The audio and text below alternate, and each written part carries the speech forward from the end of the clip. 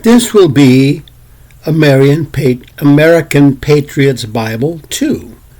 Now, we did a very short introduction to it the last time, and as I say, it'll take forever to get through this, but the uniqueness of it was to show how much the Bible had to do with the founding and continuance of our country.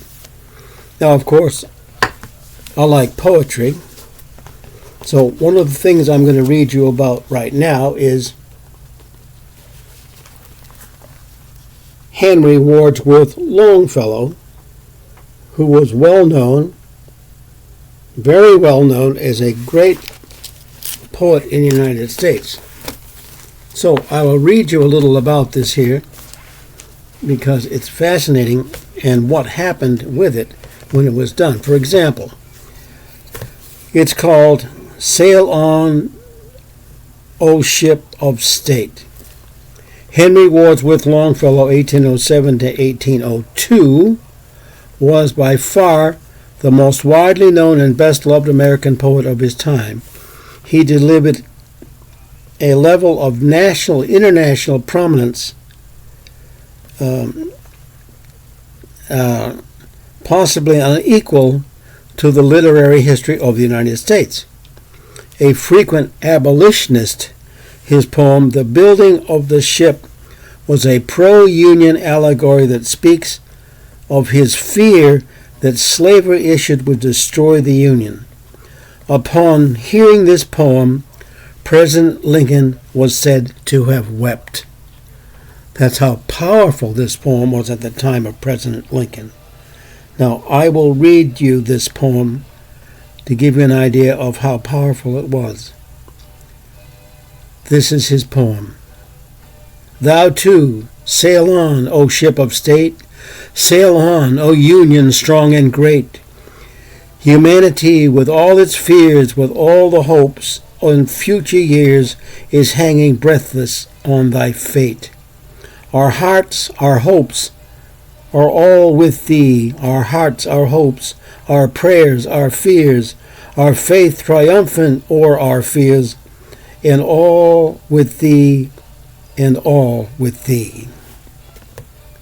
In 1941, President Franklin Roosevelt sent a handwritten letter in English to Prime Minister Churchill and included the first 5 lines of Longfellow's poem, starting with the verse, "Apply to you people as it does to us."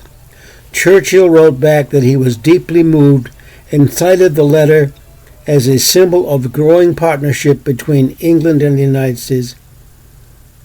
"Give us the tools," he told the president, "and we will finish the job."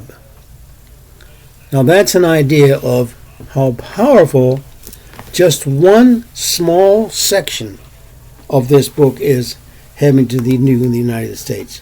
Now if you go through this book, you will just find a huge amount of other things that are so relevant. For example, this entire section has to do here with the Civil War.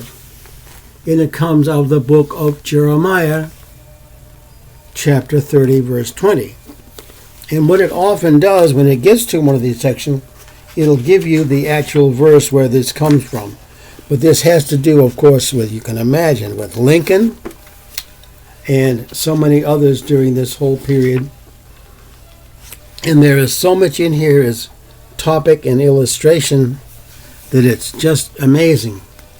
So this book all by itself is a treasure of all of the wonderful things that have made this country what it is.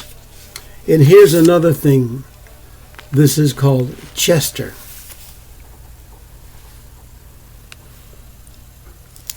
As you may know, Chester was a wonderful, wonderful song and poem. So this is American Patriots Bible 2. We hope you have enjoyed this.